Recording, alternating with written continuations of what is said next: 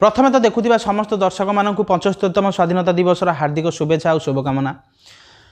आज ये भिडियो आम जातीय पताका विषय किसी जाना।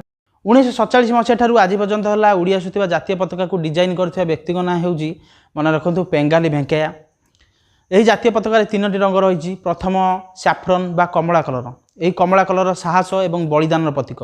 द्वितीय धला रंग हो सचोटता, शांति और शुद्धता को प्रतिपादित करे।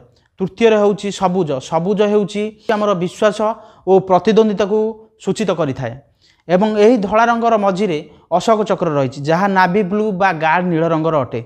यही अशोक चक्र में 24टी स्पोक्स रही जहाँ दिन 24 घंटा को प्रतिपादित करे।